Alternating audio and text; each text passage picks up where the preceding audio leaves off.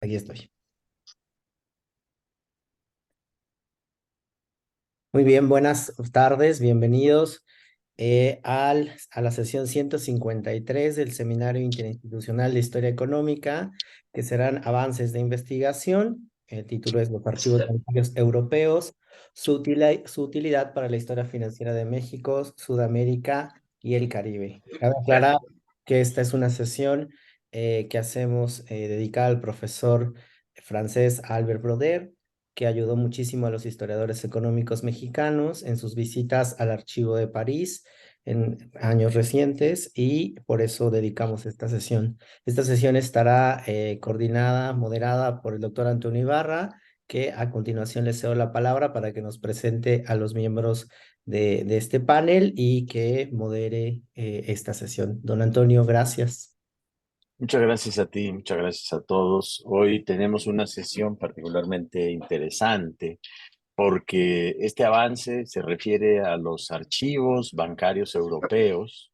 Se ha pensado en discutir la utilidad que estos tienen para la historia financiera de México, Sudamérica y el Caribe.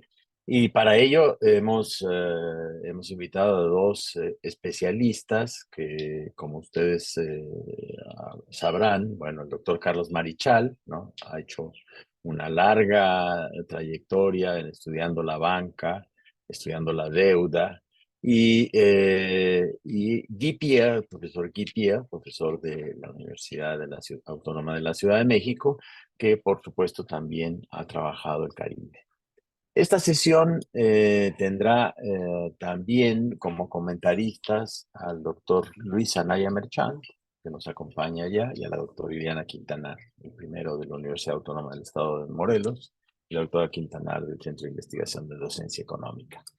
Bueno, la sesión es discutir fuentes en tanto problemas y discutir archivos que son, en muchos sentidos, una referencia para la investigación. Eh, Huelga recordar que Carlos Marichal hace muchos años nos llevó de las fuentes a los problemas, y ahí está la evidencia en las fuentes para la historia económica, esa colección fabulosa que durante los años 90 dio origen a la revista América Latina de Historia Económica. La sesión de hoy entonces tendrá dos partes: la presentación tanto del profesor Marichal como del profesor Pierre sobre los archivos, y después pasaremos a los comentarios. Desde luego que, como es costumbre, tendremos una ronda de conversación, de discusión con especialistas que nos acompañan, como el profesor Andrés Regalsky o el profesor Méndez Reyes, en fin. Entonces, si les parece, iniciamos. Carlos, ¿quieres iniciar la sesión?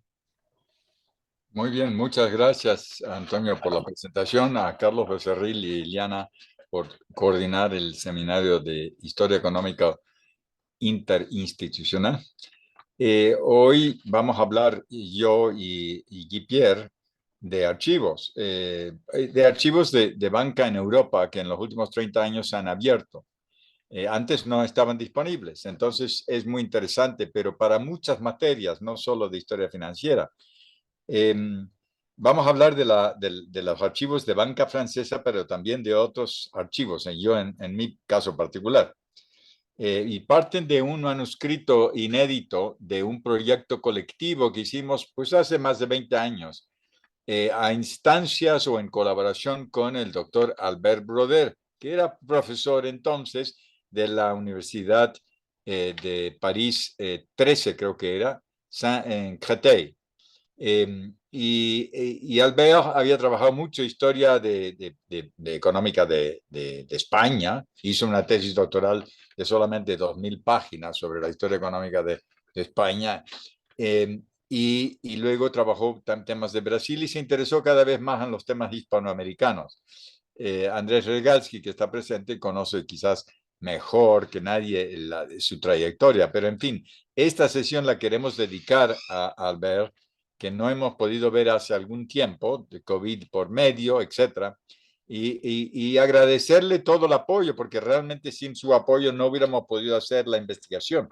Y fue todo un grupo de gente que fue, yo voy a mencionarlos luego, de colegas de México y de distintos países de América Latina, un grupo de 8 o 9, y nos metimos a los archivos. Bueno, a los archivos franceses básicamente. Pero quiero decir que para la historia financiera de cualquiera de los países latinoamericanos, es fundamental la consulta de los archivos europeos. Y hoy en día se puede. Se puede, claro que hay problemas de distancia, pero algunos archivos tienen material digitalizado y en línea. No solo es importante ver esos archivos de Francia por la historia bancaria, sino temas más amplios de la historia económica y financiera, de las finanzas públicas, de las inversiones extranjeras.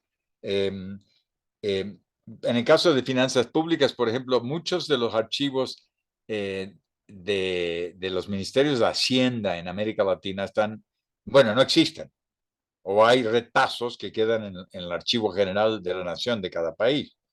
Entonces, hay muchísima información en esos archivos bancarios porque manejaban muchos de los préstamos y muchos otros elementos de las finanzas del siglo XIX hasta 1930. Y en mi caso, certifico que para la historia de las deudas externas, la consulta de los archivos bancarios europeos es indispensable, ¿no? Cada vez más. Porque dichos bancos gestionaron la mayor parte de las deudas externas a lo largo del siglo XIX y hasta 1930. Inclusive hay trabajos recientes que trabajan los temas de los 70s y 80s y han trabajado en esos archivos. O sea, hay posibilidades de antiguos y más recientes. Sebastián Álvarez es un buen ejemplo de los que ha trabajado los archivos alemanes, franceses, británicos de 1970-80. Como saben, en general, los archivos bancarios no se pueden consultar sino tras un periodo de no consulta. Ahora está como a 30 años, ¿no? Entonces, por ejemplo, Société Générale u otros pueden dejar ver cosas de los 70s, 80s, ¿no? Y este es un tema pertinente pues yo creo que cualquier investigador interesado en historia financiera, pero también, insisto, historia económica en general. Un comentario aparte, desde los años de 1920 también serían muy útiles poder consultar los archivos de los bancos norteamericanos. Pero resulta que ni en Estados Unidos ni Canadá hay archivos históricos bancarios. No quieren los bancos norteamericanos y canadienses que veamos sus archivos en detalle. Hay uno solo, la Reserva Federal de Estados Unidos, tiene magníficos archivos, pero fantásticos, desarrollados en los últimos 12, 15 años. Antes no había, ¿no? Pero entonces para temas de México, Estados Unidos, por ejemplo, o finanzas entre países con América Latina, la Reserva Federal es una fuente fundamental. Ahora yo voy a comentar un poco los archivos británicos, alemanes, españoles y franceses, pero muy breve cada uno. Y les recomiendo la página web de H Bancaria, que tiene bastante información, pero queremos enriquecerla. Y por eso yo siempre solicito colaboraciones para esa página a futuro. Tenemos que hacer algo a futuro para tener una colaboración más amplia. Vamos a empezar con Gran Bretaña. Los bancos británicos operaron en diferentes países de la región desde fechas tan tempranas como la década de 1820, ¿no? 20, 25. De hecho, algunos estaban operando en relación con antes, ¿no? Como hice en bancarrota, desde 1805 están muy activos, ¿no? Pero son merchant banks, o sea, bancos que podríamos decir de inversión, pero los llamaban en esa época merchant banks. Comenzaron a colocar préstamos para los gobiernos latinoamericanos entre el 1820 y 1825. Y no hay ni un país de América Latina que no tomara préstamos entonces. Y hay correspondencia muy rica en los archivos de estos bancos, ¿no? Y se puede consultar directamente, ¿no? Yo voy a citarles, por ejemplo, bueno, hay alguien que quiera conocer más a fondo, tendría que ver el volumen titulado British Banking, A Guide to Historical Records, preparado por John Orwell y Alison Thornton. Y en el caso de que quieran la referencia, está en un trabajo que mandé para este coloquio, pero si hay gente que participa aquí que necesita más información, lo podemos volver a mandar. Se le pide a Eliana o a Carlos. El primer archivo que menciono, que es interesante, es el archivo Rothschild, abierto en Londres en 1978. Tiene información riquísima desde el siglo XVIII, riquísima. Y la ventaja es que tiene mucho digitalizado, aunque yo diría que más sobre Brasil que sobre cualquier otro país, ¿no? Entonces, se puede escribir a la gente en el archivo Rothschild, contestan y eventualmente uno consulta documentación en línea. Y hay que impulsarlo porque ellos van a digitalizar más si los escribimos, hacemos preguntas, ¿no? Otro merchant bank londinense clásico es el de Baring Brothers, ¿no? Más famoso en el caso de Argentina. Rothschild con Brasil, con Chile y con Cuba, pero Baring estaba más metido en Argentina y Uruguay. La documentación es rica desde principios del siglo XIX, nos permite entender lo que eran los préstamos y luego las inversiones ferroviarias y de otras empresas desde mediados del siglo XIX o fines hasta la década de 1930. Otro archivo muy importante es el del Banco de Londres y Sudamérica, que fueron el conjunto de bancos comerciales que abrieron oficinas desde mediados del siglo XIX en América Latina, en México, en Buenos Aires, en Brasil, en Perú, y puede consultarse ese archivo en la biblioteca de la University College de Londres. Lo que pasa es que las fuentes sobre Argentina son las más ricas en este caso. Hay otras ahí, pero bueno, en fin. Eso lo trabajó Jocelyn y más recientemente Andrés ha promovido una traducción de un libro muy importante sobre el tema.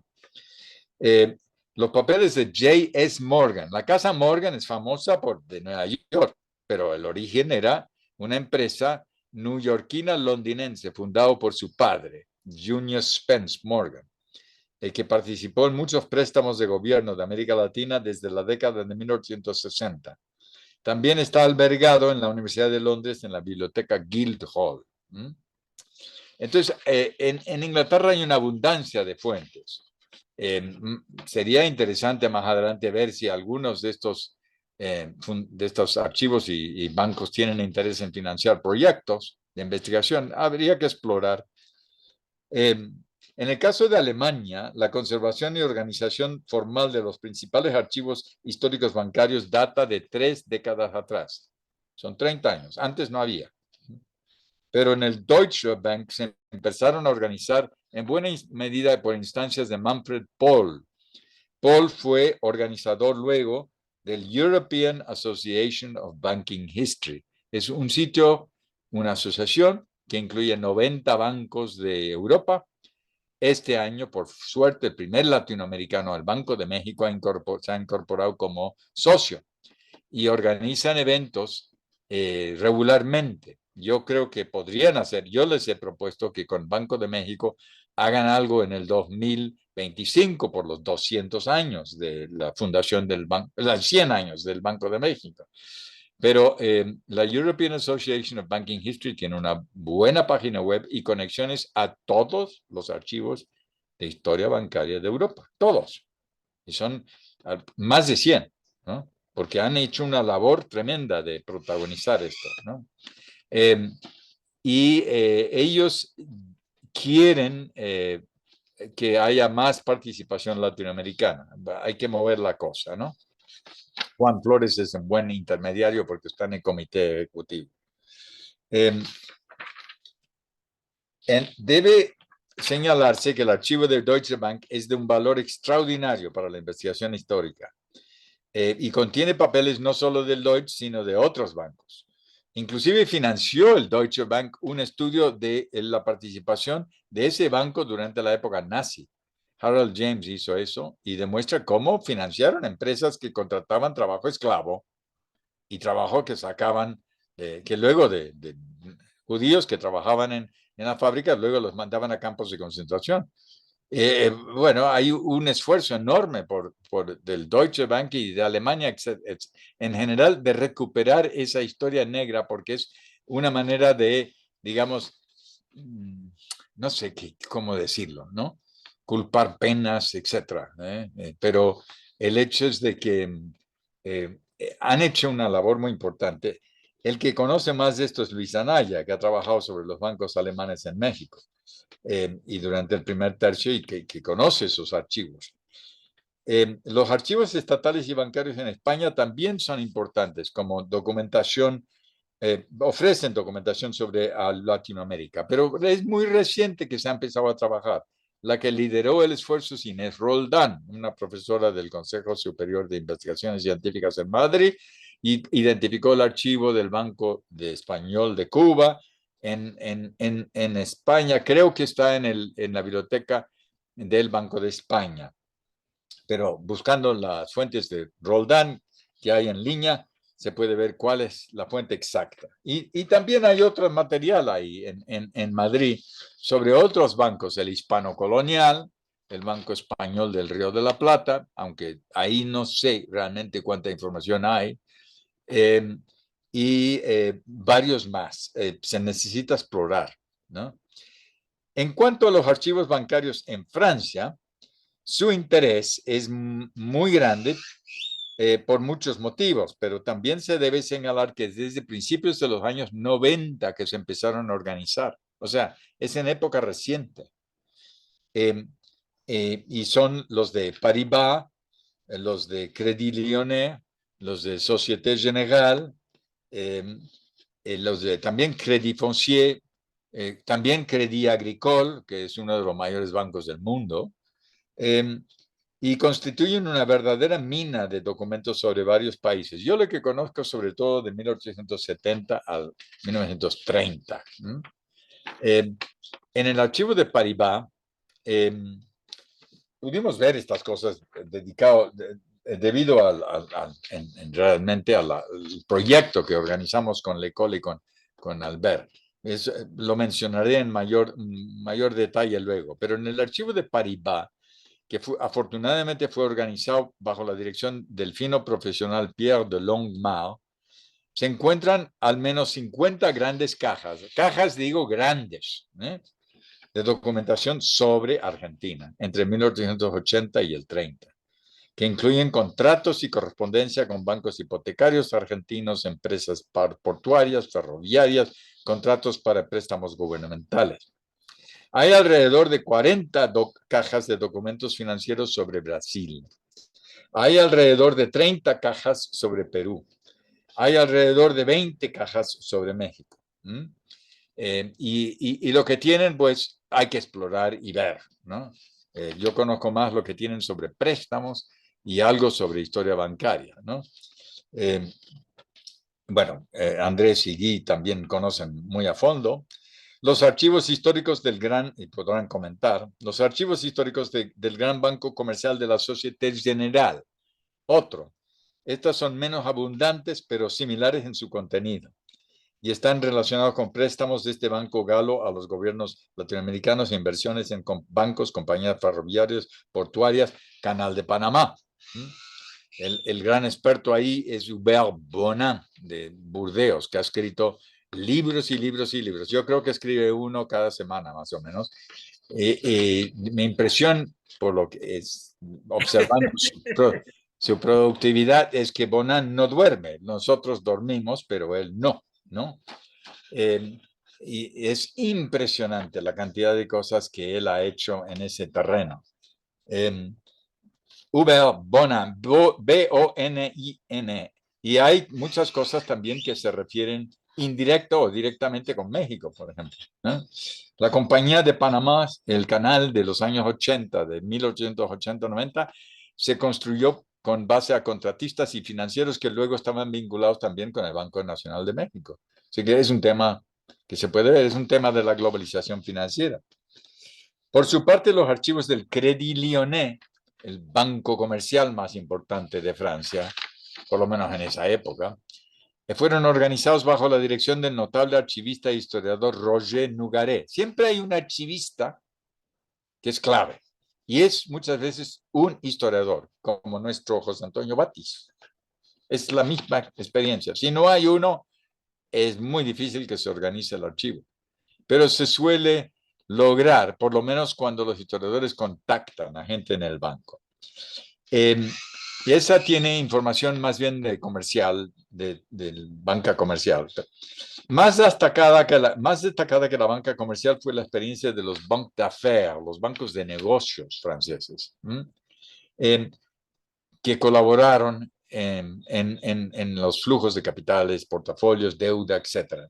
Y rivalizaron con los merchant banks ingleses y también con los alemanes.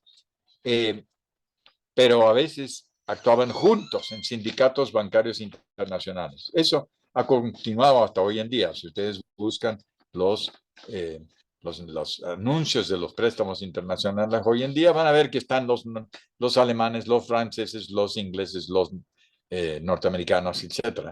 En los anuncios vienen en cierta categorización de cuál es el más importante en la emisión de la deuda mexicana de la semana pasada.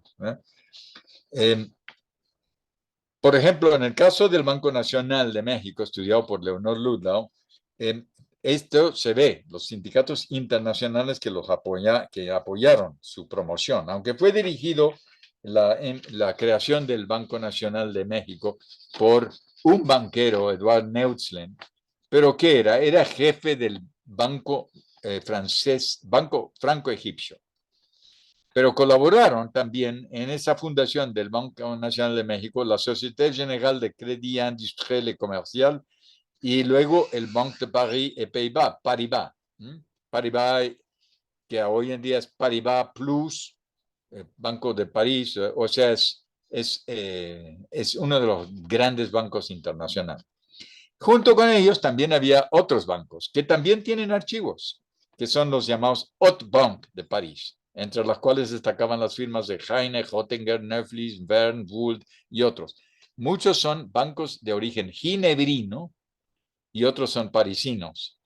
Es muy interesante la historia bancaria francesa, menos estudiado que la inglesa, pero es absolutamente fascinante.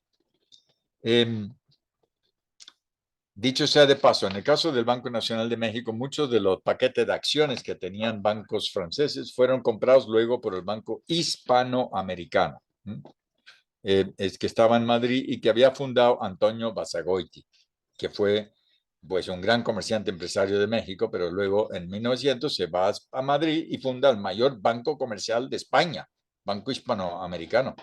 Así. El Banco Nacional de Haití fue estudiado por Guy Pierre y nos va a hablar en ese tema y de los bancos en el Caribe. Así que no voy a entrar en detalle. En todo caso, fue entre 1900 y 1914, antes de la Primera Guerra Mundial, la época de oro de los banques d'affaires franceses en América Latina. Ya estaban activos en muchos lados, desde 1860, con Maximiliano se metieron, ¿no? Fueron promotores de esos empréstitos fraudulentos. Hay muchísima inversión e información en Francia sobre eso. Poca gente ha trabajado, ¿no? Pero hay mucha información sobre esos empréstitos fraudulentos que emitió Francia, bueno, vía el imperio de Maximiliano para que los franceses, no, para que los mexicanos pagaran la invasión. O sea, es colonialismo financiero puro y duro. O sea, ¿cómo México podría financiar la ocupación de México por los franceses? Es fantástico, ¿no? Como idea, ¿no? ¿Sí? Vamos a conseguir que los sometidos nos financien nuestra invasión y ocupación.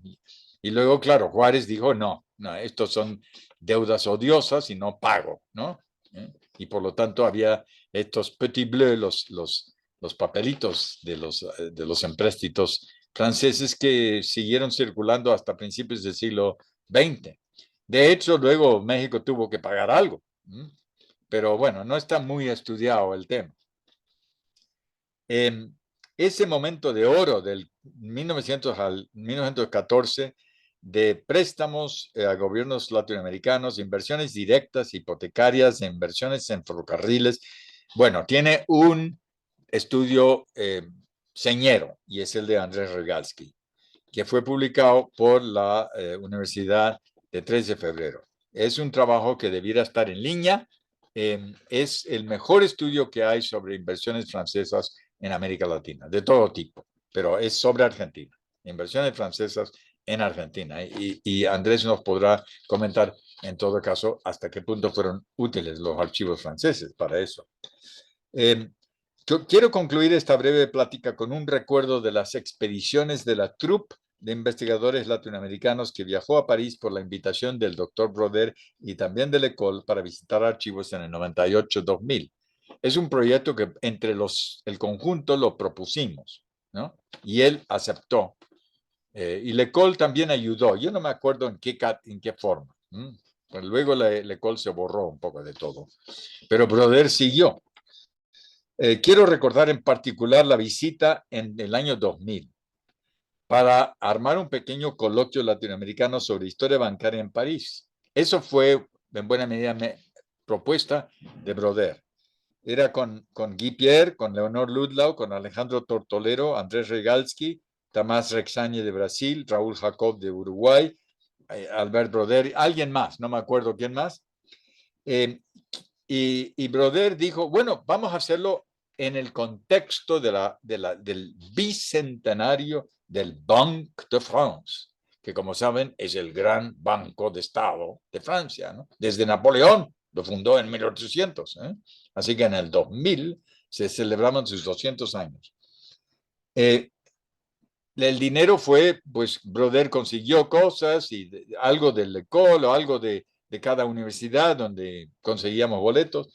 Viajamos y fue una visita muy grata a la Ciudad Luz, que aprovechábamos para ir a ver archivos y luego al coloquio, ¿no? 2 semanas en general, algunos quizás pasaron más tiempo, no sé. Fue una visita muy grata, siempre lo es, a París. Es una manera de conocer el turismo académico, ¿no? Pero tiene sus ventajas. Pero fue algo desconcertante por un detalle. El primer día asistimos a la solemne apertura en el Banque de France, en uno de esos salones de antiguo régimen, tipo casi Luis XIV, ¿no? El Banque de France está muy cerca del Louvre, ¿no? Y es una institución impresionante por el palacio, ¿no? En el que está. Y la sesión inaugural fue en una de esas salones y todos ahí con todos los colegas europeos que habían venido a celebrar los 200 años del Banque de France, ¿no? Y eran muchos, ¿eh? Sin embargo, al día siguiente descubrimos que las sesiones regulares para los profesores europeos iban a seguir en el Banque de France, pero a nosotros, por latinoamericanos, nos mandaban afuera. No tan lejos, pero sí bastante. Fue en la Biblioteca Nacional, la nueva Biblioteca Nacional, que se construyó por instrucciones de François Mitterrand, que quería dejar un gran legado arquitectónico. Y lo construyeron más abajo por la Sena. Entonces nos mandaron ahí a los latinoamericanos fuera, lejos, lejos. Y llegamos ahí, nos dieron unos salones en la Biblioteca Nacional y ahí tuvimos las sesiones. Sin embargo, a mediodía, como era un espacio urbano, entre comillas, nuevo, como habían estado construyendo ahí, pues no había mucho alrededor. Y no había apenas restaurantes cercanos, ¿no? Y entonces ocurrió una cosa muy curiosa, y que es, no sé si por Broder, pero la Banque de France nos puso a disposición un barco flotante en la Sena, un barco restaurante, que son conocidos, son los peniche, hay muchos, ¿no? Ustedes habrán visto, los barcos suben y bajan la Sena y puedes ir comiendo en esos barcos, ¿no? Nos pusieron uno al lado de la Biblioteca Nacional, flotando ahí, porque la biblioteca está al borde del río. Me pareció muy curioso y disfruté la experiencia y creo que también se divirtieron todos los colegas latinoamericanos que estábamos trabajando con los archivos de los bancos entonces y aprovechamos mucho la experiencia. Y espero que Albert pueda ver o escuchar esta sesión y agradezco de corazón su colaboración de ese entonces. Muchas gracias. No te escucho. Muchas gracias, Carlos. Decía que magnífica crónica de una expedición punitiva de historiadores latinoamericanos a los archivos franceses. Bueno, con este contexto, con este marco, con este reconocimiento al profesor Roder por su sensibilidad para convocar a los investigadores latinoamericanos pese a esas restricciones institucionales muy francesas, damos paso a la conversación con el profesor Guy Pierre, que como ya nos explicó Carlos, también formó parte de esa expedición punitiva a los bancos, a los archivos de los bancos franceses. Adelante, Guy. Bueno, muchísimas gracias, ¿no? Y buen día a todos. Y yo no voy a repetir muchos problemas que Carlos ya ha planteado, el homenaje a Broder. Ayer hablé con él y compartí eso con Andrés e Inés. Y yo quisiera centrarme rápidamente para que Andrés pueda intervenir también en estas dos subregiones del continente nuestro, el Caribe y Centroamérica. Entonces, en lo que quería insistir sería en 4 puntos, a mi parecer, si yo puedo tomar un poco de distancia, o sea, reinterpretar el texto que había escrito y que Iliana y Carlos mandaron a casi todos nosotros, sería que en los archivos franceses, ¿no?, de los bancos comerciales y banques d'affaires, hay 4 puntos, me parece, en términos de historia económica del Caribe y de Centroamérica que se puede ir observando, quizás para toda la región. El primer punto es, estos archivos nos pueden permitir abordar algunos ciclos específicos de la historia de la deuda soberana de los países del Caribe y de Centroamérica. Entre los años 1870 y hasta la Primera Guerra Mundial. Pero en el caso de Haití, bueno, particularmente, eso remontaría desde lo que se llama la deuda de la independencia de Haití. El segundo problema sería, en términos generales, algunos aspectos de carácter general en la formación del sistema financiero, de las economías en general de estos países que hemos mencionado. En algunos casos ha sido una participación muy importante y en otro caso no tan importante. El otro problema que se puede percatar, que se percata en los archivos, son estas que yo llamo grandes rivalidades entre los capitales financieros internacionales para controlar las plazas financieras de los países del Caribe y de Centroamérica, y la posición bastante específica del capital financiero francés entre finales del siglo XIX y la crisis del 29, con respecto al capital financiero americano y también capital alemán. Ahí me parece que hay un historiador, Carlos no lo ha mencionado, pero que es importante, Maurice Lévy de Boyer, que tiene un estudio muy especial sobre la posición internacional del capital bancario francés a finales del siglo XIX, que es un estudio magnífico, algo así. Y el último problema sería los fundamentos.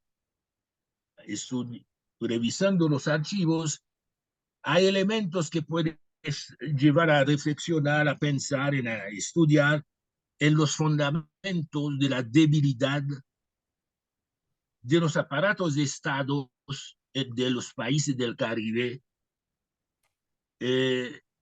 desde el inicio mismo del siglo XIX hasta la crisis de 29.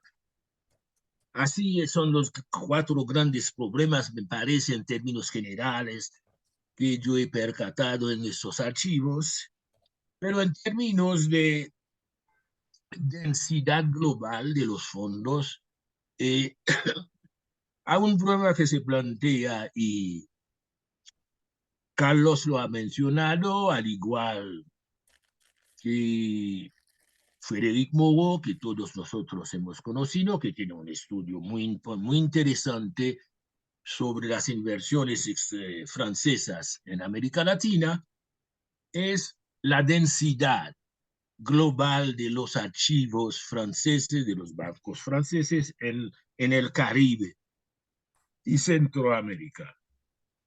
Es un volumen de documentos bastante apreciables. Sin embargo, no de manera extraordinaria, voluminoso, o así. Sí, tomando en cuenta el volumen de documentos que encontramos en los archivos franceses que se refieren a Medio Oriente y al Cono Sur, algo así. No son importantes, bueno, lo repito, pero no tan extraordinariamente. Hay factores que pueden explicar eso, la intervención, por ejemplo, tardía del capital financiero francés en el Caribe azucarero, en comparación con el capital inglés. Ahí hay un libro muy importante, un clásico a mi manera de verlo, que puede ayudar a ver eso. Es el famoso libro de la CEPAL, El financiamiento externo de América Latina. Analizando este trabajo se puede ver, ¿no?, cómo el capital francés desde el inicio se quedó un poco en desventaja respecto al capital inglés, algo así. Salvo quizás en el caso de Haití, me parece. Aparte de Cuba, Costa Rica y Panamá, es algo que explica también un menor volumen de documentos en estos archivos, es la poca atractividad de estas economías hasta periodo bastante avanzado de la segunda mitad del siglo XIX, dado que estos países, por su tamaño relativamente pequeño, problema de construcción ferroviaria no ha sido planteado de manera muy neta. En general, el sistema capitalista se ha desarrollado en estas regiones bastante lenta respecto al Cono Sur y México. Todo ello puede explicar el por qué el volumen de documentos no es tan extraordinario en estos. Sí, sin embargo, es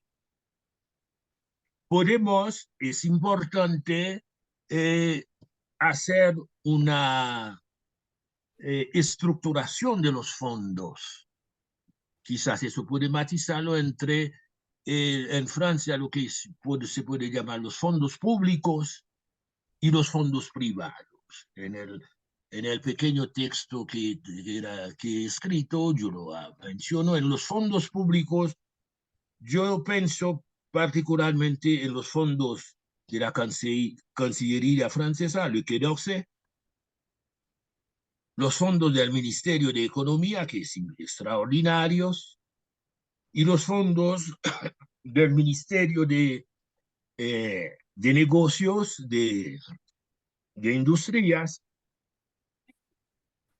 un fondo muy particular que existe una institución pública en Francia que se conoce muy poco en la región, es lo que llaman, ¿no?, la Caisse de Dépôt y de Conciliación, la caja de depósito y conciliación que ha sido fundado al inicio, en la primera mitad del siglo XIX, que ha desempeñado un papel fundamental, que había funcionado como si fuera un banco de desarrollo, algo así.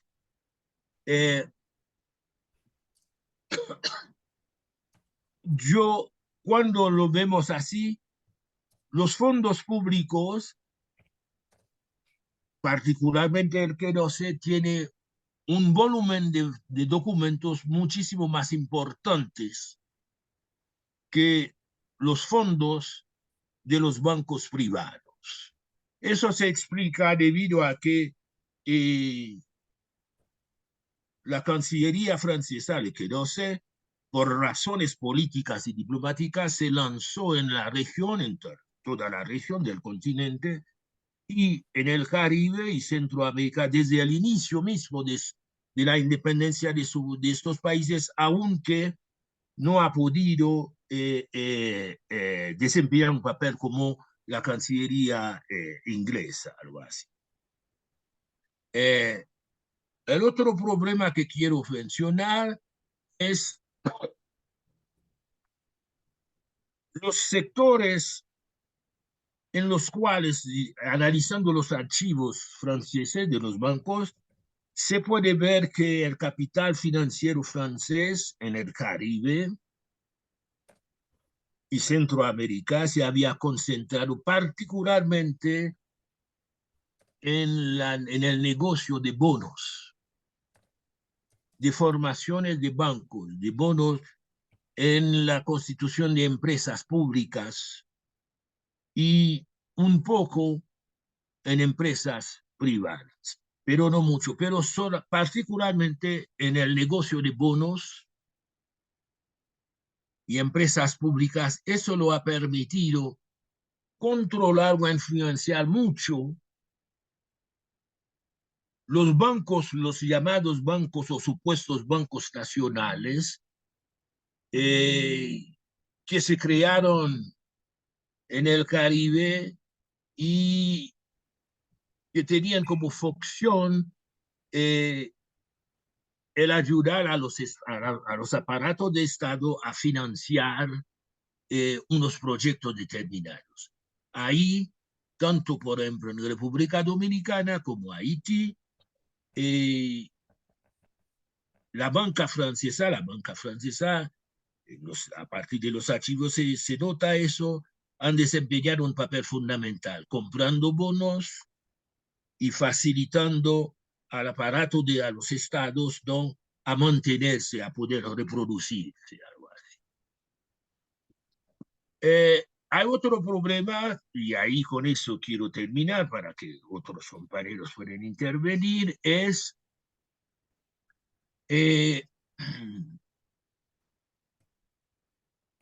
el papel. En los archivos se nota el papel que el Estado francés como aparato ha desempeñado en términos en las exportaciones de capitales hacia el Caribe y Centroamérica.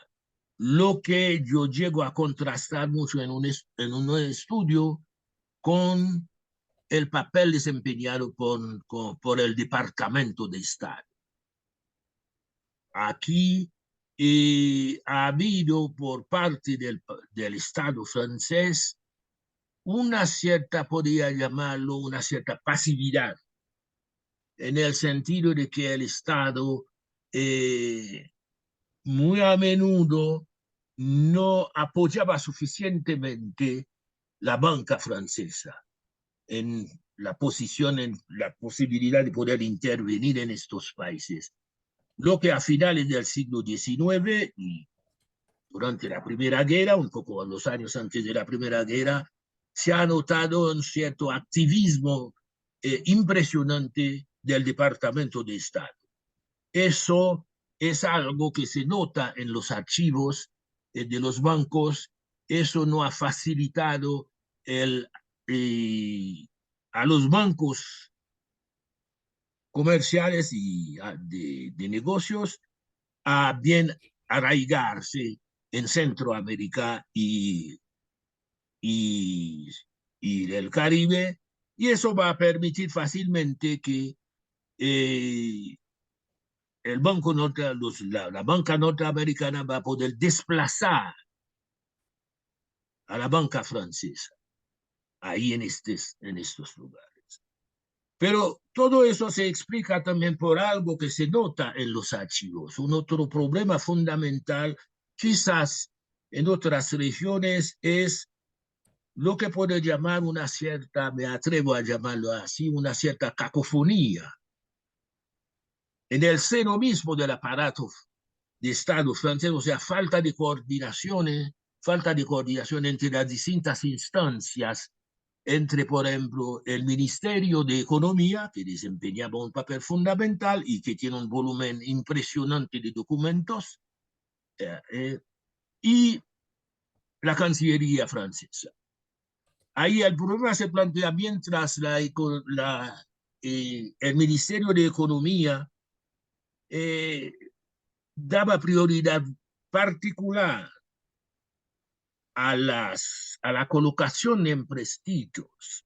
Cuanto antes, tal gobierno quería colocar un empréstitos en la Bolsa de París, como el Ministerio de Economía intervenía para que eso pudiera hacerse cuanto antes. En cambio, la Cancillería no veía el problema de manera tan urgente en muchos casos. Hay lo que se puede llamar las reclamaciones, los distintos ciudadanos franceses, comerciantes, que reclamaban como indemnización por parte con tantas revoluciones que hemos tenido en el Caribe, en particular en Haití, como ustedes lo saben, ¿no? Distintos comerciantes reclamaban al Estado indemnización y la Cancillería no quería dar el visto bueno para que se pudiera colocar los empréstitos en la bolsa hasta que los gobiernos, eso se ha pasado también en Cuba, hasta que los gobiernos aceptaran a indemnizar a sus compatriotas. Entonces, todo eso no ha facilitado una implantación de la banca francesa en esta sede, de manera tal que se puede ver en distintos países, aparte de Haití, la implantación del capital francés, del capital financiero francés, ha sido bastante débil respecto a la implantación del capital norteamericano. Pero en gran parte, por aquí podemos retomar una literatura general que un historiador que todos nosotros que conocemos, que ha venido, que Carlos y yo habíamos invitado en la UAM, Jean Bouvier, que tiene un libro famoso, El imperialismo francés antes de 1914. Ahí hay un problema que los bancos franceses, por las formas de penetración en el Caribe y en Centroamérica, por dar prioridades a los empréstitos, a compras de bonos, empréstitos especulativos, no se ha percatado en un país, por ejemplo, como Cuba, que era muchísimo mejor invertir en sectores productivos en sectores reales, y la especulación no le ha ayudado mucho al capital financiero francés a bien arraigarse. Ha hecho un solo intento para ver cómo podía tomar pie efectivamente, es el caso de Puerto Rico. En Puerto Rico ha tratado de penetrar en el sistema productivo de la caña, pero eso no ha prosperado debido a que inició, la iniciativa se ha hecho con bastante atraso, y no ha podido competir con el capital norteamericano. Entonces es todo eso que he podido encontrar en los archivos, y yo creo que ahí los archivos son interesantes, pueden permitir a ver eso. Hay un historiador, un joven historiador colombiano, Oscar, Oscar Granados, que ha estudiado particularmente los archivos ingleses y que aprovecha en sus estudios para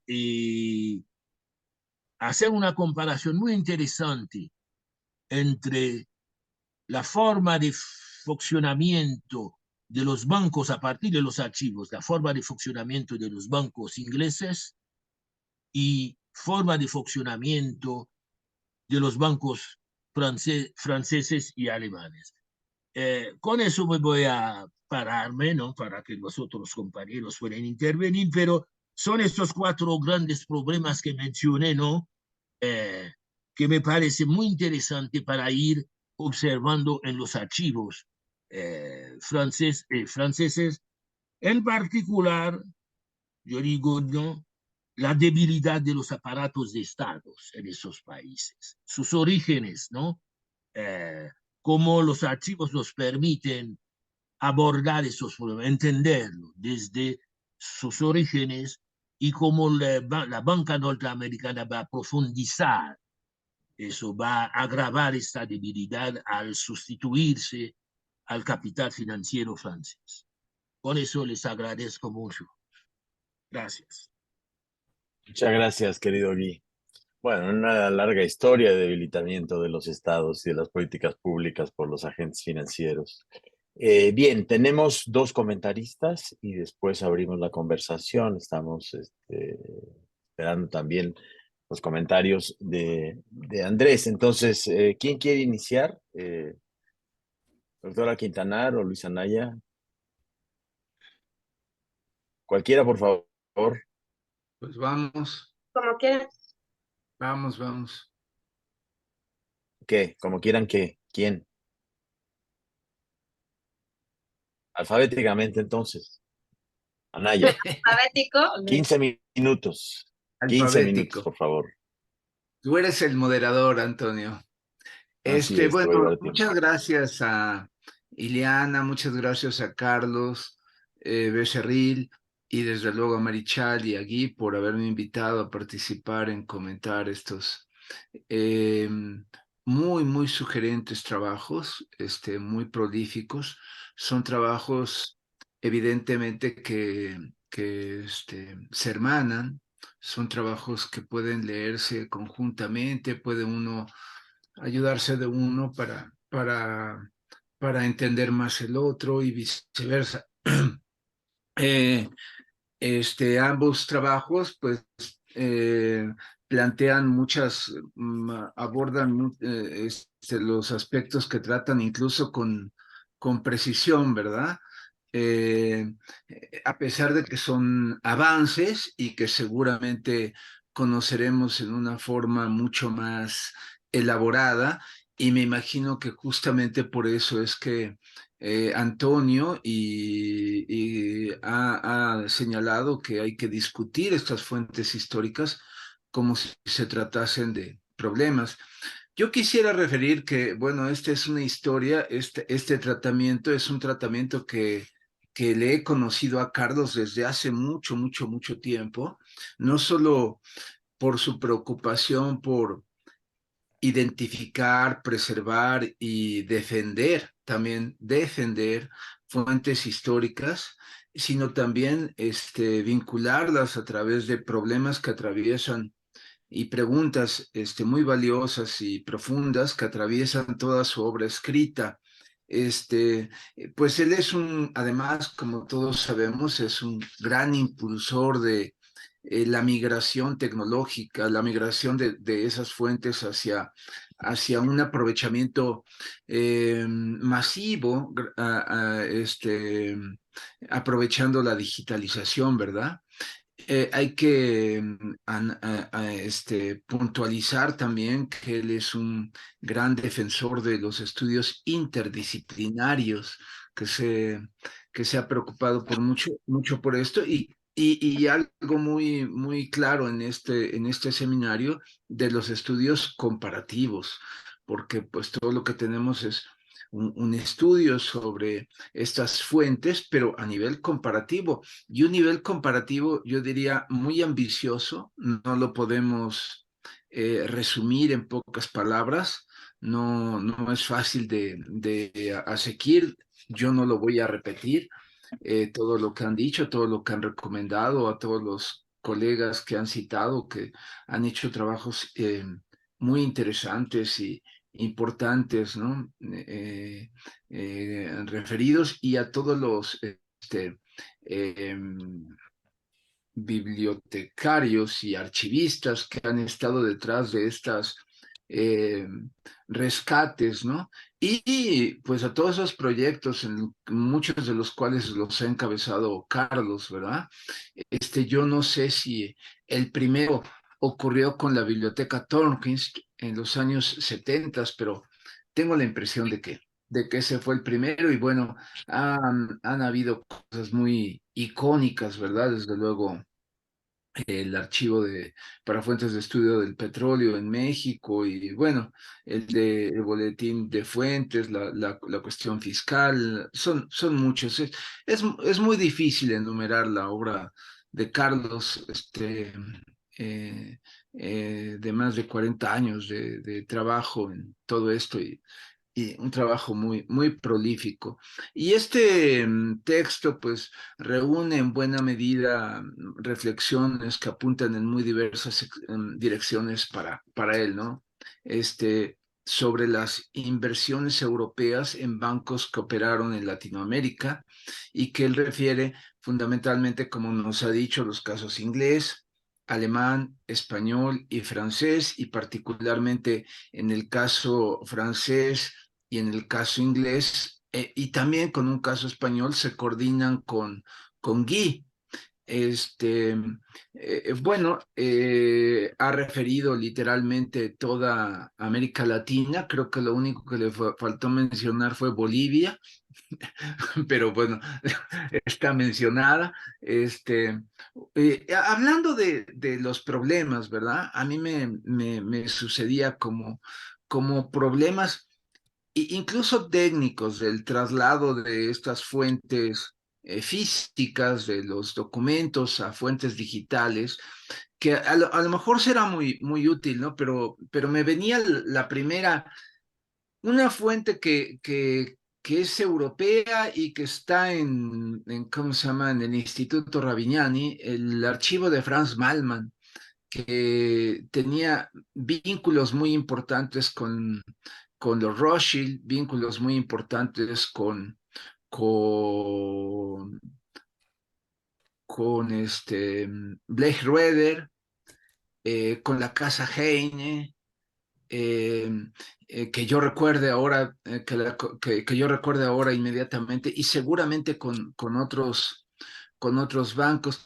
Creo recordar, y ahí me corregirá Andrés, con este hombre, Luis Cajier, también de este hombre, eh, este banquero judío asentado en Francia, no sé de dónde era, que también me parece que era bastante importante. Bueno, Carlos ha referido, Carlos de hecho fue la persona que me recomendó que visitara el archivo Malman ¿cómo se llama? En el Ravignani, y asistí, intenté varios días y me fue realmente imposible porque estaba escrito en Yiddish, estaba ¿cómo se llama? En papel arroz, muy, muy, muy difícil, pero tengo para mí que es un archivo de importancia para entender el comercio entre Buenos Aires y Montevideo y las conexiones que existen con los merchant bankers que hablé y también con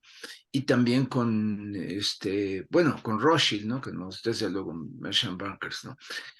La lista de los otros merchant bankers o banks de affairs que pueden señalarse, me parece que ya no es demasiado larga.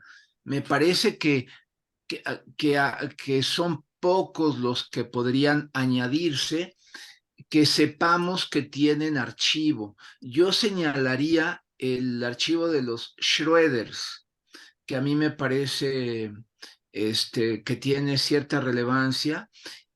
Este historiador británico, Richard Roberts, escribió un libro bastante interesante sobre ellos, sobre sus inversiones, particularmente en Cuba y en Perú, pero poco se ha escrito sobre sobre sus inversiones en México.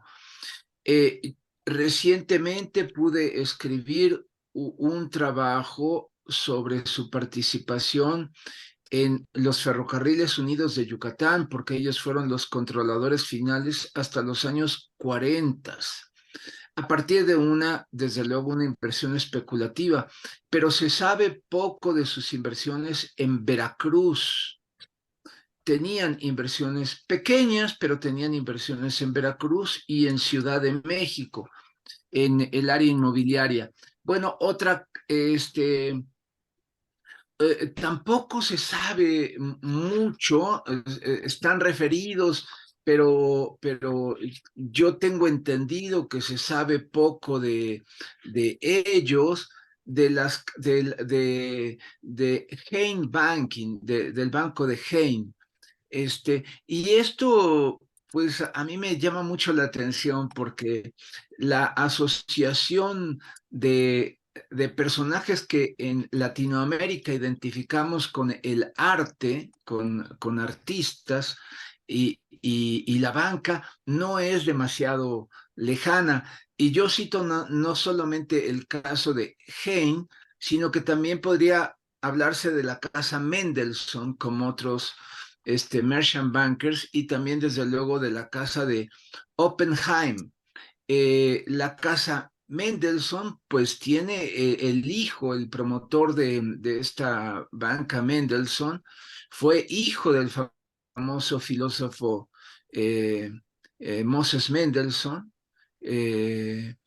y la casa Oppenheim pues fue también un hijo del famoso pintor Daniel Moritz Oppenheim.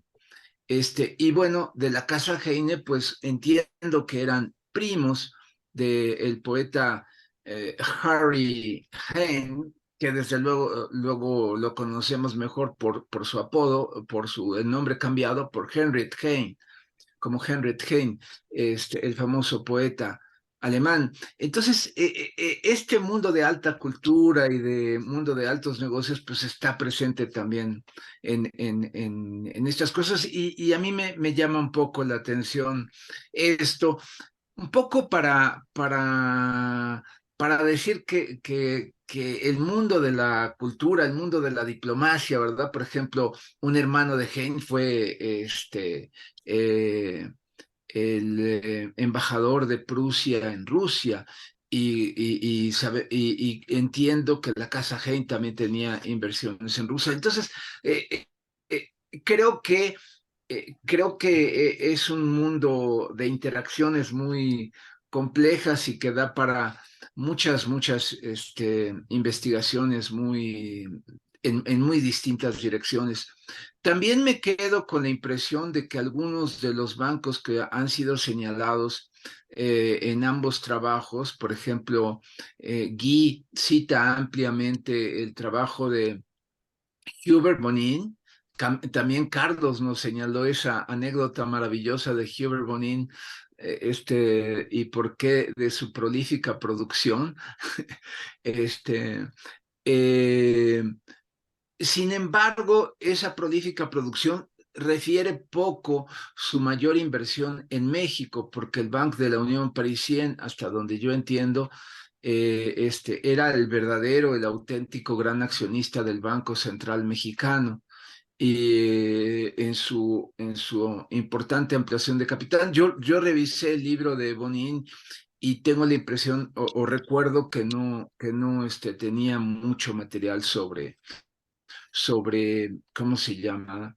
Sobre el caso del Banco Central Mexicano. Y seguramente en las numerosas, en las cajas que nos refirió Carlos, es probable que ahí haya más información acerca de estos bancos, ¿no? Bueno, eh, quisiera hablar también, porque me va a consumir mucho el tiempo y también deseo que pasar la voz a Ileana, dirigirme un poco a las precisiones que hacía Guy sobre las reflexiones que nos hacía a manera de también problemática, ¿no? De la subregión Caribe. Y nos dice que representaba poco o ningún interés para el imperialismo francés del siglo XIX por el peso menor que tenían, por el tamaño de las poblaciones. Y ya nos explicó muy bien por qué se concentraron en actividades de naturaleza especulativa. Nos dice también que legaron poca información estadística, aunque Guy es muy preciso. Recomiendo, ya veremos su trabajo escrito final, pero es muy preciso y será muy útil el trabajo de Guy, porque da las referencias exactas de cómo localizar los fondos, ya sea en los fondos públicos del Ministerio de Finanzas, en el Quai d'Orsay, o en los 4 bancos privados que más le preocupan, ¿no? La Société Générale, Crédit Lyonnais, en fin, todos los que ha referido, y serán muy útiles. Bueno, otro punto que nos señala y en el cual insistió es que los bancos del comercio francés tenían muy pocas probabilidades de prosperar en esos países, con excepción de Haití, con excepción de Haití. Pero en República Dominicana, en Cuba y en Puerto Rico tenían muy pocas posibilidades. Él dice, porque no podían instalarse naturalmente, dadas las intrigas de cónsules o de agentes estadounidenses, o porque esos gobiernos locales hicieron de Londres y de Nueva York sus plazas naturales, nos dice, para emitir bonos. Y París estaba excluido de esas emisiones. Y desde luego por temas de predominio del capital financiero estadounidense, todavía más marcadamente después de la guerra hispanoamericana, ¿no? Y desde luego yo añadiría, como señaló Carlos, por haber perdido en su aventura imperial en México. Bueno, yo creo que son textos muy interesantes. El de Carlos nos refiere varios portales que son muy útiles para consultar. Nos ha referido el de la Casa Rothschild, que por cierto ahora están por hacer un taller, están promoviendo un taller para noviembre. Y está abierta uno parece ser que no es tan difícil registrarse para ver ese taller, que será el 16 de noviembre. Bueno, nos refiere también muchas otras fuentes, comenzando desde luego por H. Bancaria, en la, que pues ya es un referente muy importante para todos nosotros, ¿no? ¿Puedes Bueno, concluir, Luis? ¿Sí? yo creo que esa es la parte más importante que podría señalar. Podríamos hablar de libros que han referido ellos, podríamos añadir otros. Yo añadiría a los libros que se mencionaron el libro de Carlos Camprubi Alcázar sobre la historia de los bancos en el Perú. Y bueno, sobre la crisis de Baring, pues hay muchísimos libros. Un señor, Roberto Alemán, me parece que escribió sobre sobre el, sobre la, sobre las inversiones alemanas antes de Manfred Pohl. Más o menos, creo que el libro es más o menos coetáneo al libro de Josling, que ambos citan, de 1966. Bueno, hay muchos trabajos que se pueden citar. Está también el libro de Manfred Pohl sobre el sistema del BAT, del Banco Alemán Transatlántico en Argentina. Es el libro que publicó Hassan Kohler de 1887 a 1987. Y bueno, muchos estudios también en el libro de homenaje que le hicimos, que se le hizo a Carlos el año pasado. Está el trabajo de Paolo Riguzzi sobre el sistema del London Bank and London Bank and Mexico and South America, también muy importante para redondear todo esto y que pues plantea un ejemplo, digamos, que podríamos decir hasta cierto punto contrastante, porque a diferencia del otro gran banco, el Nacional de México, no pudo preservarse ese banco, que hubiera sido muy interesante la preservación de ese archivo, pero ese archivo no tuvo un buen archivista y no tuvo unos buenos banqueros que lo preservaran. Como esos casos, pues se pueden dar otros y pues yo celebro mucho que tengamos la oportunidad de discutir esto gracias a los magníficos trabajos de Carlos y de Guy Pierre. Les agradezco. Muchas gracias, querido Luis. Bueno, damos paso de inmediato a los comentarios de la doctora Quintanar. Adelante. Sí, voy a tratar de ser muy breve. Primero, muchas gracias por la invitación para comentar estos trabajos que la verdad para mí me fueron muy esclarecedores por los estudios que yo misma he hecho sobre la banca mexicana en el siglo XIX durante el Porfiriato.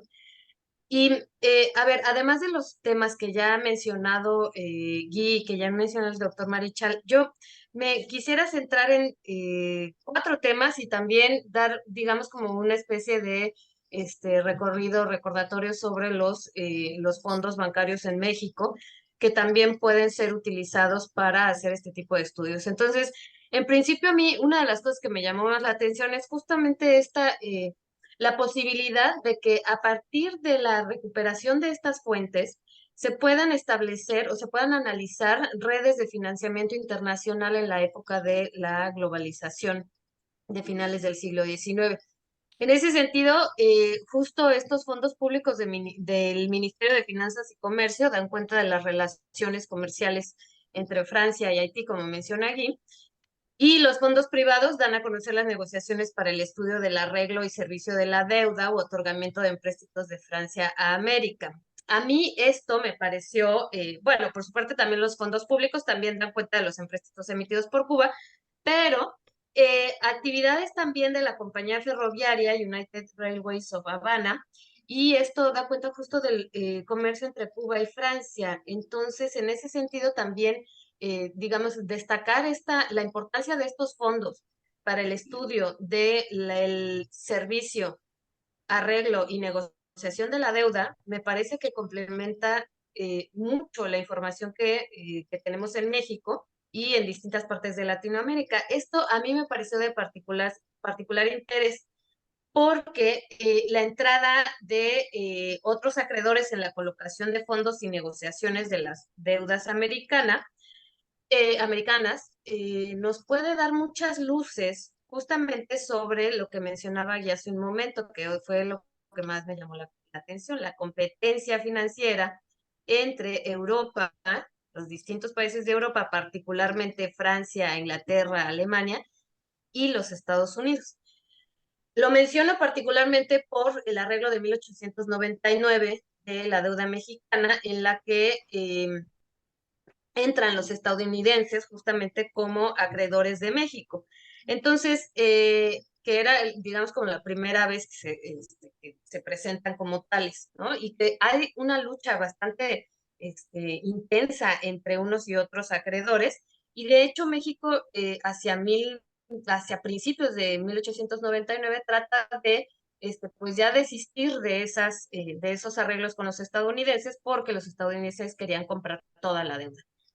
Entonces decía, bueno, pues finalmente esto nada más van a ser una sustitución de unos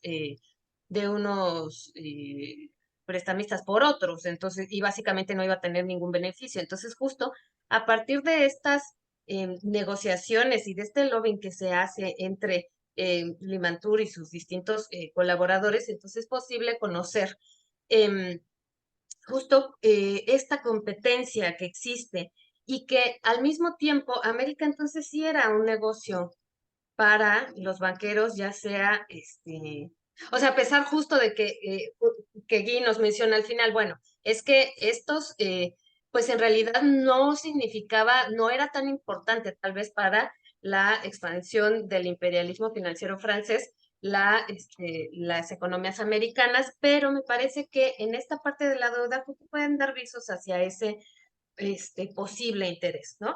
Entonces, y por ejemplo, también como lo menciona en el caso de Cuba, y la competencia que se da entre grupos financieros internacionales por el control del Banco Nacional de Cuba, ¿no? Entonces, otra parte también que me pareció muy interesante, que dan cuenta estas fuentes que se han recuperado y estos archivos, es no el patrón oro per se, sino porque sabemos cuándo se estableció en cada uno de los países, etcétera, sino más bien la operabilidad del mismo a partir de la información de la banca privada. Entonces, esto es poco conocido. Paradójicamente, la historia internacional de los mecanismos de funcionamiento del patrón oro en América Latina.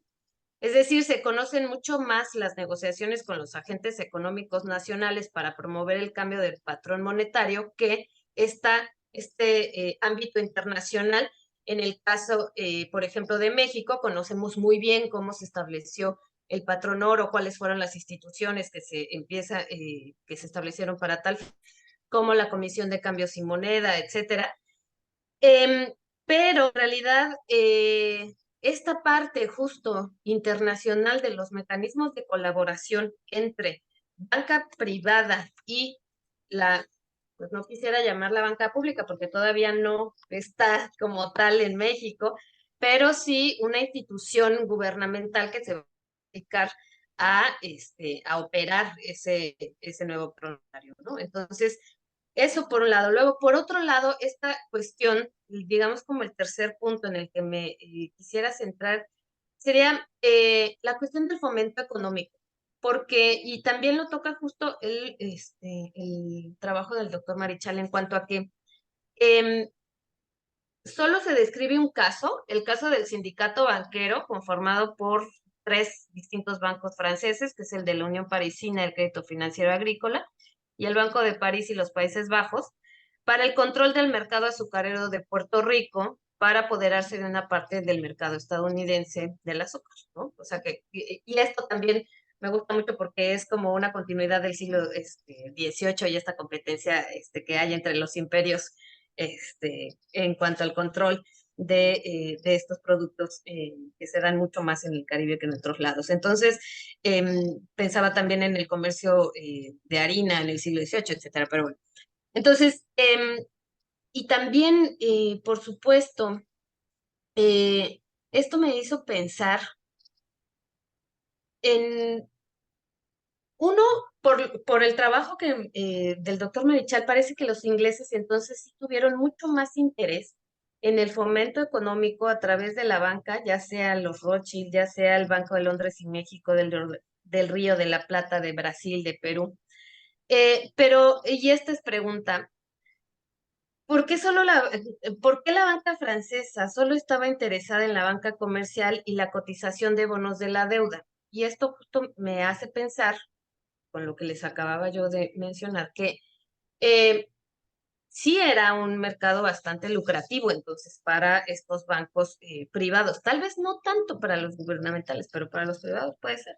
Entonces, eh, esto lo menciono porque en México parece que hubo un interés, además del Banamex, de intervenir de la banca francesa en la banca hipotecaria. Sobre todo porque yo he identificado en el Banco Hipotecario de México, que se establece en el siglo XIX, apoyo e inversión de varios bancos franceses. Y además, en 1910, me parece, o 1911, por ahí, el Crédito Lyonnais se interesó en una combinación con otros bancos para convertir al Banco Central, al de CRIL, en un hipotecario como una estrategia para poder sobrevivir la crisis, ¿no? Entonces, esto por un lado, y por otro lado, me pongo a pesar de que en efecto, como menciona aquí, bueno, no es un gran interés, digamos, el Caribe y Centroamérica para invertir, pero parece que hay un patrón de inversión en el cual hay un mayor interés por invertir o por manejar las deudas de Haití y tal vez de Cuba. Y entonces esto me puso a pensar y es pregunta también, ¿qué hizo más atractivo a un país de otro? ¿No? En términos de por qué Francia invierte mucho más en Haití que invierte, digamos, proporcionalmente con sus otras inversiones en otros países del mundo, pero en la región, ¿por qué hace a un país más atractivo que otro? ¿No? Entonces, y esto justo me lleva a la otra parte, también al otro tema que me pareció muy importante, que es justamente la importancia de conocer este tipo de fuentes y este tipo de patrones de inversión en cuanto a el análisis de la formación de los sistemas bancarios latinoamericanos, porque digamos es bien conocido el caso de México con el establecimiento del Banco de Londres y México en los años 60, posteriormente el Banamex, en donde la banca francesa tiene un gran interés por establecerse, y también efectivamente el Banco Egipcio a través de Noelsin. Pero esto lo pregunto también porque creo que otra de las partes importantes que habría que tomar en cuenta es que justo a partir de sus textos, por eso me gustaron tanto, porque me dieron como más para pensar y muchas más preguntas. Me parece que también es posible estudiar la cuestión de la intermediación financiera y el lobbying que hacen no solamente, digamos, los secretarios de Estado, sino sus colaboradores. En ese sentido, me estaba yo acordando justo de los hermanos Camacho con la Agencia Financiera de México en Londres. Esta agencia financiera también tuvo una influencia importante en las negociaciones, no solo con los bancos ingleses, sino también con los bancos franceses. De hecho, justo hablando de los papelitos, ¿no? De los papelitos azules que se les mencionaba acá, quería solo mostrarles nada más ay, no, sí. Solo esta es una de las otras fuentes que yo también les quería preguntar.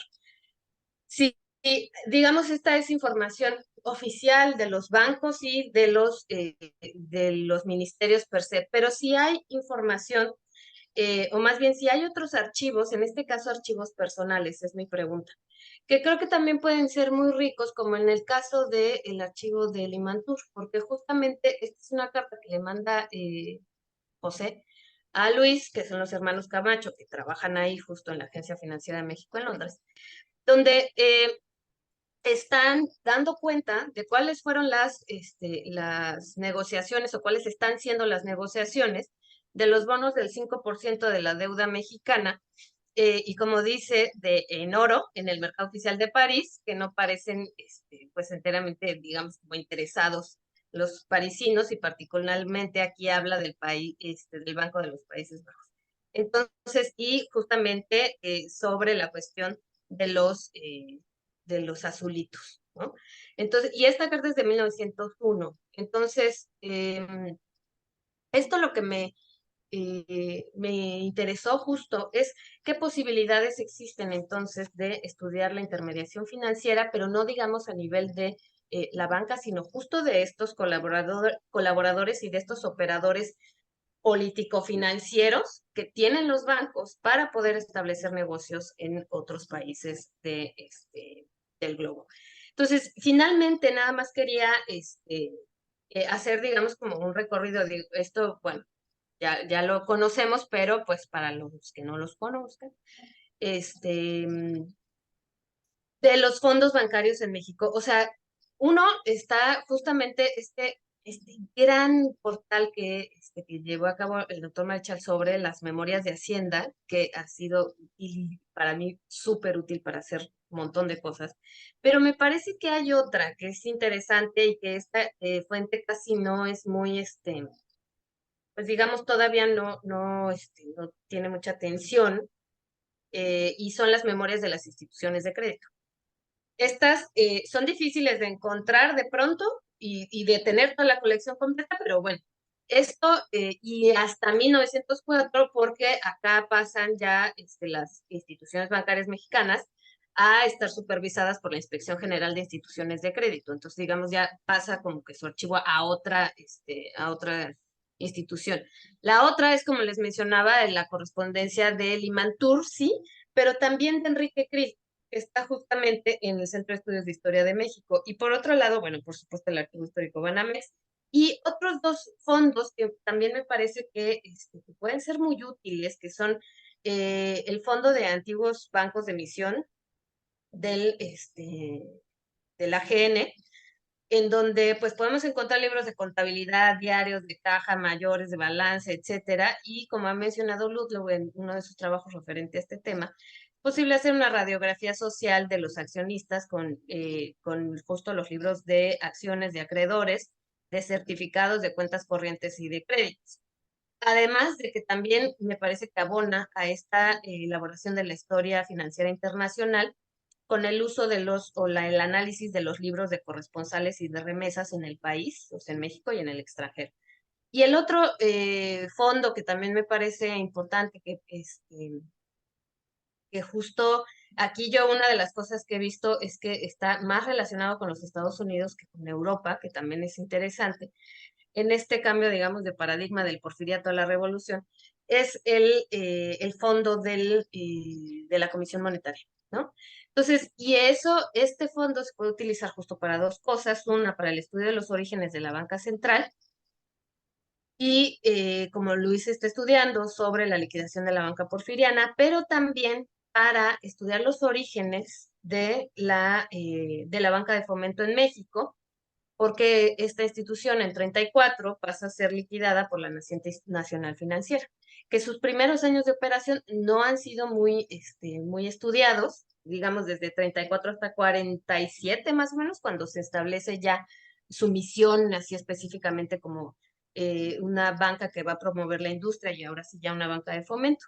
Entonces, finalmente solo pues quiero agradecer justo porque aunque pareciera que queda mucho por hacer, en realidad este grupo de historiadores e historiadoras de la banca en México y en Latinoamérica han hecho, de los cuales justo tenemos aquí a los grandes expertos, han hecho grandes esfuerzos, y la verdad es que han dado grandes pasos, no solamente, digamos, en el análisis de estas fuentes, sino en la identificación de los fondos y en la recuperación de los mismos. Entonces, esta labor, pues es una labor extremadamente valiosa, porque justamente a partir del conocimiento de las fuentes, a ver, ya sé que el problema no está per se en las fuentes, ¿no? Sino en la cabeza, pero estas fuentes pueden ayudarnos justo a ya sea complementar o incluso matizar algunas de las aseveraciones que ha llegado la historiografía, que había llegado a la historiografía hasta hace algunos años. Entonces creo que dan justo nuevas vetas de investigación al mismo tiempo que se hace este gran labor de recuperación de fuentes primarias. Así que muchísimas gracias. Muchas gracias, doctora Quintanar. Bueno, a ambos comentaristas por ampliar el horizonte de la discusión, plantear algunos problemas y preguntas. ¿Les parece que pasemos a recoger algunas observaciones o comentarios de quienes nos acompañan esta tarde? Andrés, Perdón, Antonio. te escuchamos. Sí, Sí, perdón. Andrés quería Dime. intervenir porque Andrés creo después Sí. tiene una cita, algo así me decía. No sé. Sí, adelante, Andrés. Bueno, muchas gracias, Antonio, Guy, también que me pasó la invitación, Carlos, que es el otro gran animador de todo esto. Y nuevamente me sumo a esta dedicatoria al Albert Broders, y con quien también, con Guy, hemos tenido unas accidentadas o, digamos, difíciles comunicaciones telefónicas, pero comunicaciones al fin, y ha sido un gusto saber que está bien y de alguna manera estar en contacto. Y creo que efectivamente, como bien dice Carlos, era eso, que fue uno de los grandes anfitriones, en mi caso, cuando empecé a trabajar a fines de los 80. En realidad, si se quiere, el primer gran introductor en este tema para mí fue el acá presente Carlos Marichal, ¿no? Y Carlos en su momento me hizo un contacto muy útil con Jean Bouvier. Por el otro lado, vino, digamos, a Buenos Aires Gabriel Tortella, y a su vez Gabriel Tortella fue el que me habló de Broder, que en ese momento, pues, como el hombre de Francia, estaba vinculado con el estudio de las inversiones francesas en su país, ¿no? Así que bueno, vino por ambos lados, y bueno, y otro tercero que estuvo dando vuelta ahí, Frédéric Moreau, ¿no? Que en esa época era del Instituto de Haute Étude de América Latina, y que también recibió a gente de la Universidad Nacional del Centro de la provincia de Buenos Aires, Tandil, y entre ellos me colé yo en la primera visita en el año 86, 87. Ahí lo conocí a Pérez Hillier, también un compatriota de ustedes que en ese momento estaba también trabajando temas de finanzas vinculados con Francia, ¿no? Es decir, de alguna manera me pareció importante todo esto para recabar o rebobinar todos estos recuerdos. Yo creo que, como dice Carlos, sí, hay un gran reservorio de fuentes en estos países europeos, y yo también solamente puedo referirme con propiedad a los franceses. He visto alguna cosa más en la Société Générale de Belgique, un poco a insistencia de Albert Broder, fui a Bruselas y ahí encontré algo, porque la Société Générale de Belgique era durante algunos años el gran patrón de la Banque de la Unión Parisienne, ¿no? Junto con los establecimientos de Haute Bank que participaban. Y el otro reservorio interesante que hay en Francia es el Archive d'Entreprise. El Archive d'Entreprise, que estaba en los archivos nacionales originariamente en el centro de París, y ahora ahí en Roubaix, en la localidad de Roubaix, cerca de la frontera con Bélgica, justamente, y que ocupa, digamos, lo que era la gran fábrica de Roubaix, Lanera, de Masurel, Fils y compañía. Tienen, digamos, todo un conjunto de empresas francesas creadas para operar en el Río de la Plata, que en su mayor parte pertenecieron al Banque de la Unión Parisienne. Entonces, aún sin tener los archivos del Banque de la Unión Parisienne, están esos fondos, y en esos fondos aparecen en varios casos correspondencia con los directivos de la Banque de la Unión Parisienne, algunos participantes, digamos, de la gestión de las empresas en la Argentina. Uno de ellos, René Berger,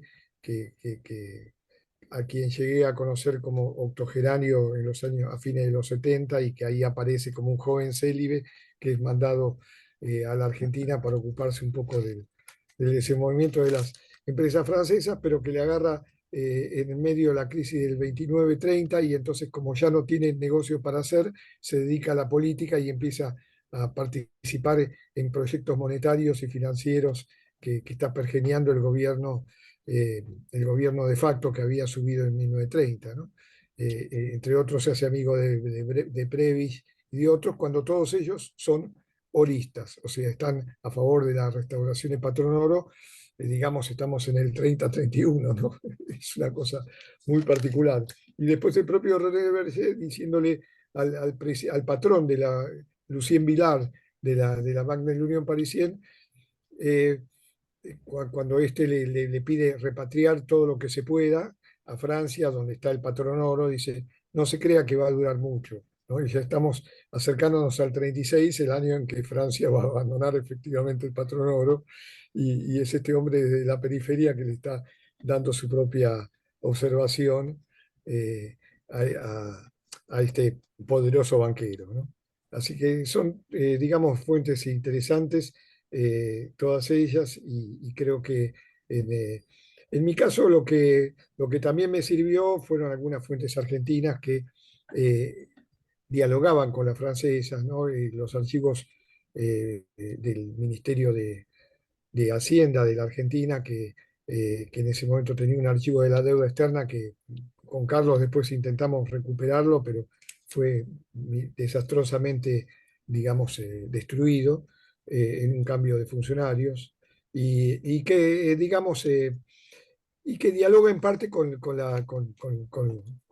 los archivos bancarios, ¿no? Yo lamentablemente no encontré en el Banc Paribas, encontré mucha información de diálogos entre los banqueros entre sí, y la contabilidad de cómo repartían sus beneficios de las distintas operaciones sindicales en las que participaban, pero muy poco sobre, digamos, discusiones sobre el terreno que nos ilustraran sobre su relación con los poderes locales y la marcha de los negocios, ¿no? En alguna medida, algunos de los fondos de la Banque de l'Union Parisienne, de estas compañías, básicamente la Banque Hypothécaire Franco-Argentina y alguna otra más, traen información adicional sobre ese tipo de operaciones que en esos archivos bancarios que yo pude ver, quedan un poco muy navegando desde arriba, ¿no? Hay también algún archivo ahí en el archivo de Entreprise, algo sobre la banca, creo que es la banca Heine, que manda a uno de sus juniors a hacer un viaje de iniciático por Sudamérica, y describe con lujo de detalle el tipo de especulaciones financieras antes de la crisis de 1890 en Buenos Aires, y, digamos, y es bastante elocuente como testimonio, y demás, ¿no? Es decir, creo que sí,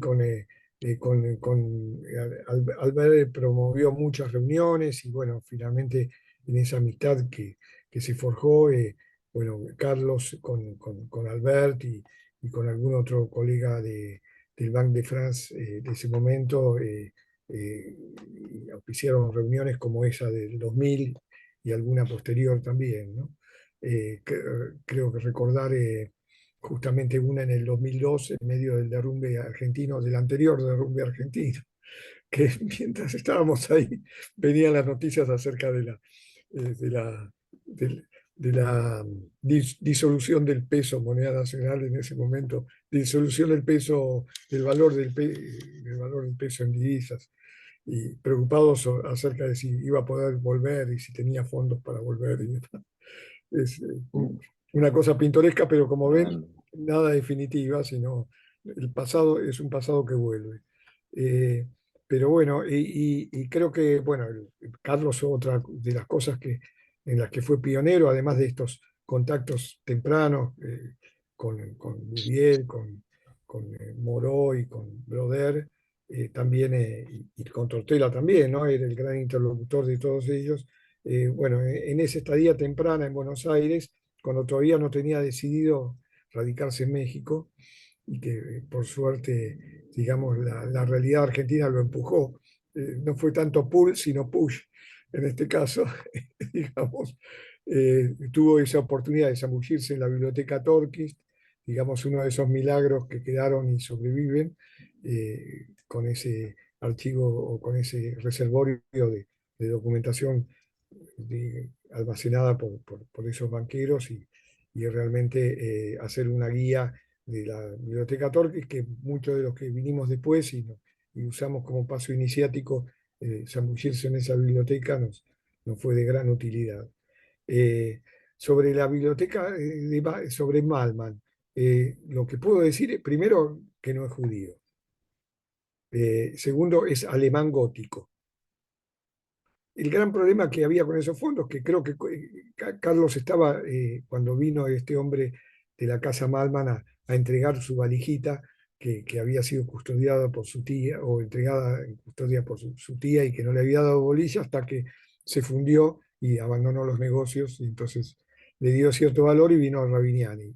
Y ahí lo citaron a Carlos, y Carlos me dijo a mí, y entonces un poco nos entregaron eso, y después mirando, la gente que sabía alemán decía, no, este no es un alemán legible, es un alemán gótico, y conseguir a alguien para que pueda traducir estas cartas manuscritas es bestial. Lo que sin embargo encontré es algo que está en francés.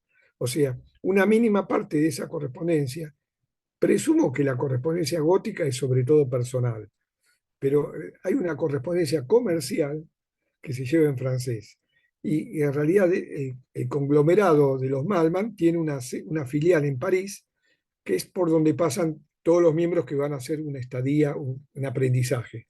O sea, París era para esta pequeña ciudad de Renania, de donde venían, era un poco un lugar de aprendizaje. Pero los Malman, pero ahí hay un Emil Malman, y es ahí donde se hacen los balances de las compañías y aparecen datos comerciales. Pero por supuesto la correspondencia, el 90 y pico por ciento de la correspondencia está en ese alemán gótico imposible, ¿no?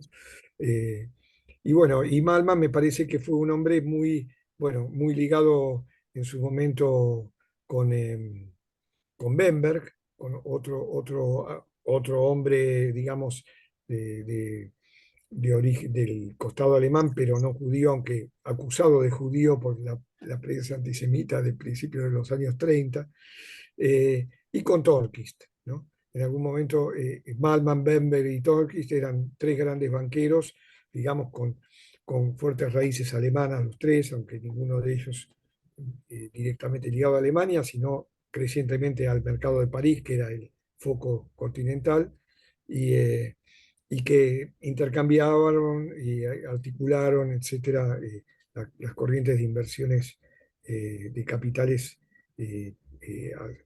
a la Argentina y a Sudamérica, en general, bueno, Uruguay, Paraguay, Chile, y me parece Brasil era otra historia, efectivamente, y nada más. Bueno, creo que esas son algunos pequeños no, observaciones, acotaciones que hago de una charla riquísima y que trae muchos recuerdos, y que me parece que además apunta a valorizar, ¿no? Que un poco todo esto pueda ser, digamos, de alguna manera desarrollado y puesto en valor. Por supuesto, hay archivos oficiales en Francia, los archivos económicos y financieros, y los de Quai d'Orsay, que en mi caso, digamos, tuve menos digamos, posibilidad de acceso.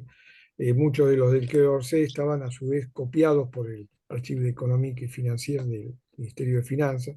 La relación entre ambos ministerios era en parte cordial y en parte de tensión, ¿no? Pero bueno, estaban. Eh, y, eh, y bueno, Déjame comentar algo, ¿no? sí. Muy bien, querido Andrés, muchísimas gracias. Claro que todo archivo trae una anécdota lo que nos han mostrado ha hecho muy, muy ligera, muy amena la conversación.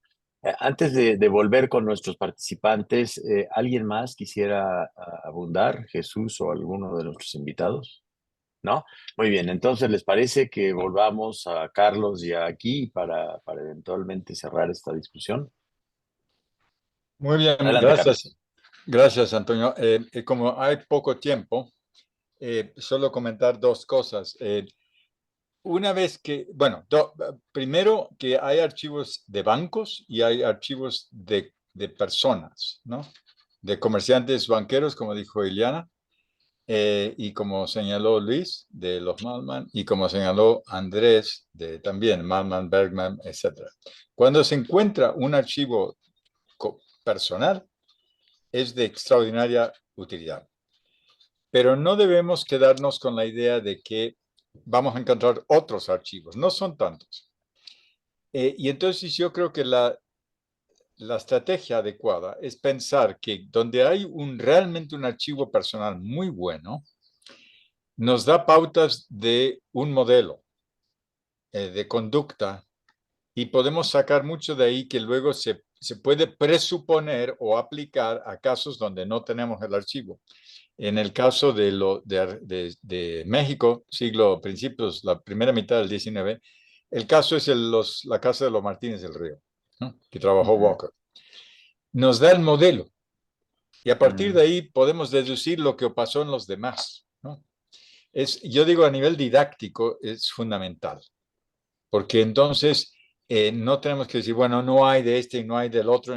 Mire, este es básicamente el modelo. Si encontramos otro diferente, podemos contrastarlo. Segundo, sí hay algunos archivos de correspondencia extremadamente ricos de banqueros. Para mí el mejor es el de Neuslin, de Banamex, porque era un banquero tan cosmopolita. Y por suerte en el archivo Banamex sacaron muchas cosas del archivo Paribas y él escribía con gran fluidez y un estilo muy personal con los directores del banco. Y uno ahí ve cuál es el negocio del banquero internacional. Lo ve, aunque no lo tengamos para otros. Entonces, hay que buscar los modelos. Y en el caso de la literatura internacional se pueden encontrar también ejemplos. Lo que pasa es que, por ejemplo, por el caso de los Rothschild es diferente, ¿no? Porque era una familia muy particular en la manera de operar, ¿no? Pero, por ejemplo, los trabajos de Ferguson sobre Rothschild nos dicen mucho sobre cómo operaba un banquero cosmopolita del 19, te da un modelo. Quizás lo podría comparar con otros, ¿no?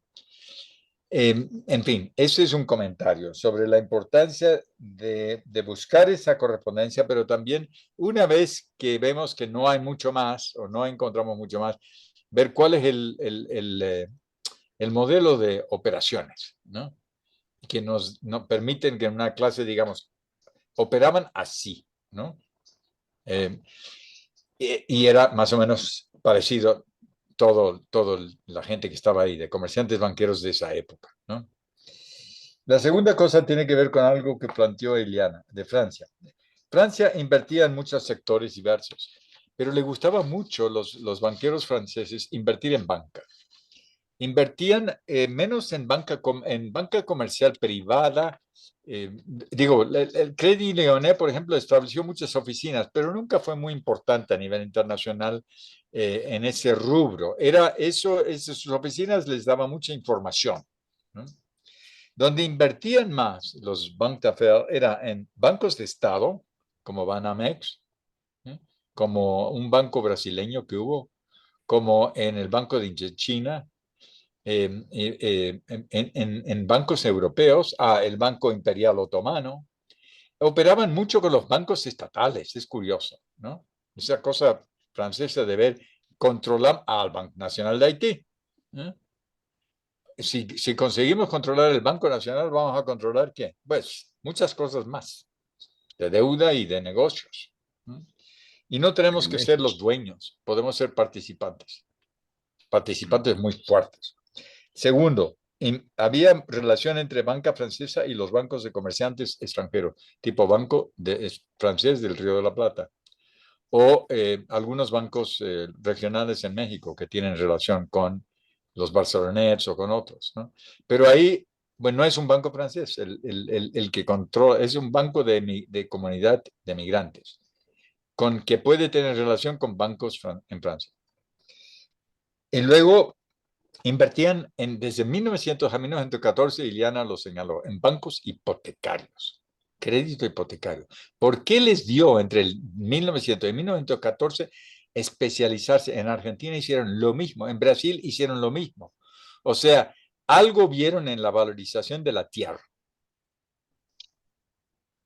Yo no sé, pero es un tema muy interesante.